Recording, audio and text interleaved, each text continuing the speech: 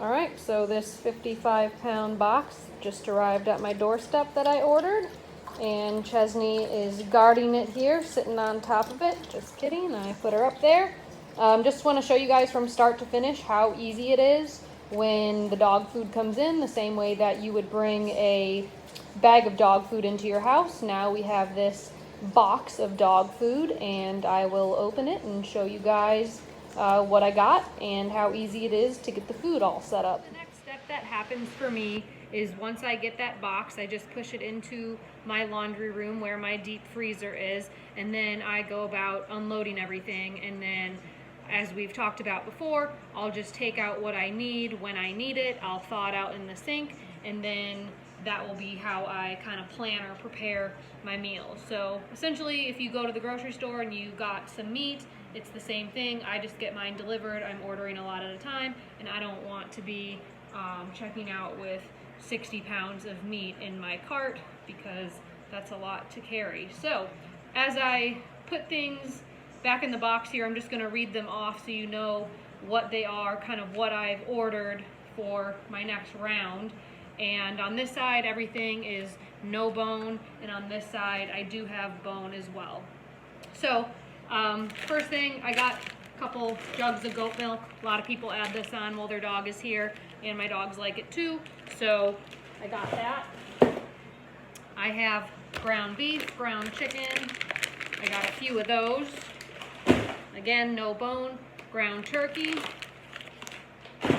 I have ground bison and ground kangaroo. Now on the raw meaty bone side, I have duck heads. I have duck frames, chicken rib cages, duck wings.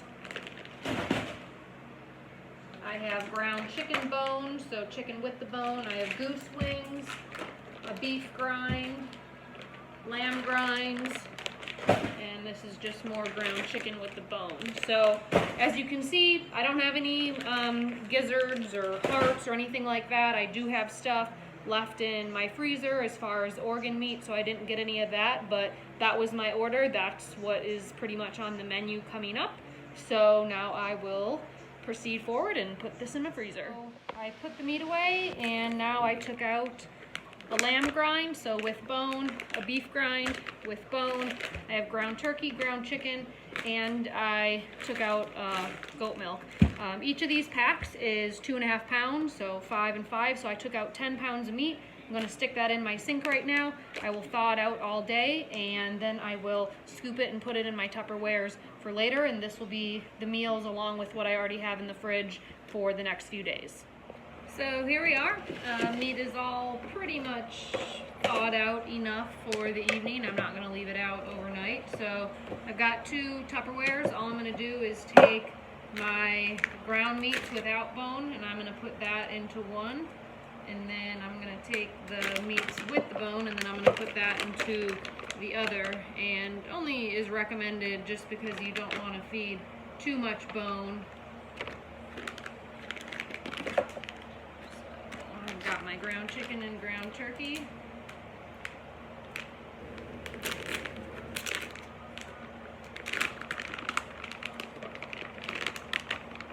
So like so.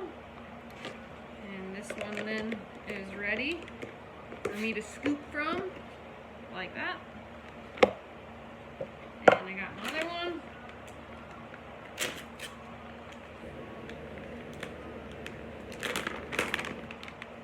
Lamb with the bone, so usually I do the bone in the evening, and this is beef with the bone, and that one's a little more frozen, so if you find that, you might have to take it out again the next day. But put the cover on like so, and I have my 2 containers that I will scoop from with my meals whenever I am ready. So here we are, it's morning. I've taken out my thawed container of the chicken and I think it was the turkey from yesterday. I have 2 because this is what I had already thawed out, and the reason I took 2 is because this container contains more exotic meats. I have elk, kangaroo, and also the organ meat. and you only give a little bit of organ meat, so I wanted to get something that, you know, when you feed some of the richer meats, your dog may get looser stool.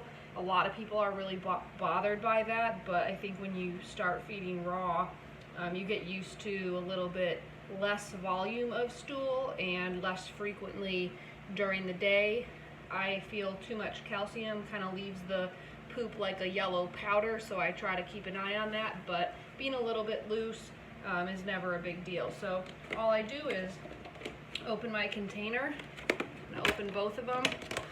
I leave a spoon in here, so I'm just gonna grab a little bit of the turkey, a little bit of the chicken. This bowl here is for about a 30-pound dog. I'm gonna do a tad bit of organ meat, and then this is how much it's gonna end up being. In the beginning, you should figure out your numbers and you should weigh. I've been doing it for a little bit of time now, so I feel pretty comfortable just eyeballing. And I look at my dogs too. I sort of was feeling that my 30-pound dog maybe could drop a pound or a half a pound. My 50-pound dog is still intact and younger and real active, so feeling like I can feed as much as I want. So there's going to be a substantial difference, and I'm going to give him a little bit of elk and kangaroo. Her, I just really gave organ meat. So you can see his bowl is really filled. Her bowl, not so much. So huge difference there. So that's how easy it is, and then I just put the tops on here, and then I'll put these back in the refrigerator. So really no thought involved, just really simple. We're going to get into supplements later, but I am going to add on a supplement. This is a powdered supplement, and I won't talk about them because I think it's important to know that you can add something, but when you're starting, it's not really that important to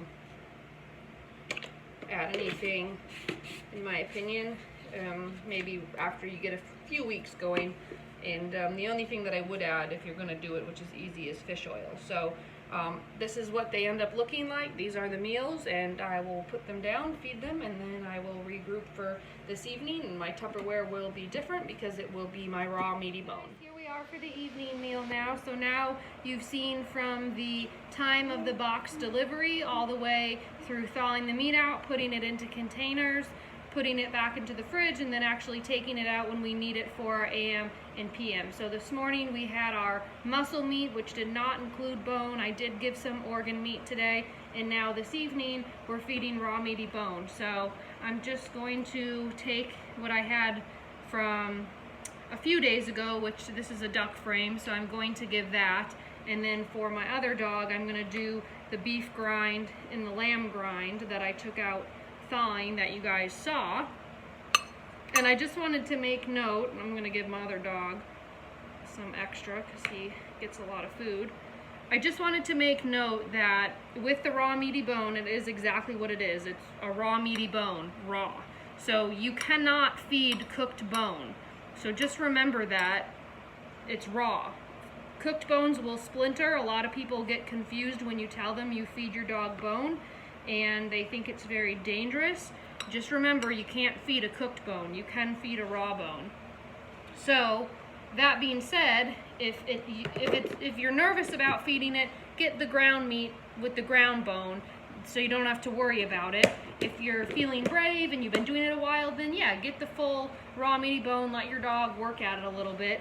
But that being said, if you're just getting ground meats from the grocery store, because obviously humans cannot eat meat with the bone in it, then you need to do a calcium supplement. So just remember that if you're not giving bone, part of the diet is the muscle meat, the organ meat, and the raw meaty bone. So calcium is critical, and you just need to make sure that you're feeding that. You can also do it in the form of a crushed eggshell, which, I mean, you need to know how many milligrams, and we can get into that as we go. But I just wanted to make sure that nobody was misunderstanding, thinking that you could cook a bone and feed it. You can't. So everything here is raw. It's never been cooked, heated up, or altered in any way. Just the raw meat into the bowls, and this is what I'll feed for the evening. Appreciate you guys taking the time to watch the video. If you have any questions, please do not hesitate to reach out. I'm more than happy to help anybody with anything that they may need or any questions that they may have. And just a reminder, do things at your own pace. There's no need to, you know, go really fast and, you know, try to conquer raw feeding in a day or a week. It's definitely, you know, learning over time. It's a little bit of a process. So, you know, there's no rush, and just continue educating yourself and asking questions and, you know, drawing your own conclusions and getting where you need to be comfortable to feed the diet. So thanks again for watching, and I hope I will see you guys again soon.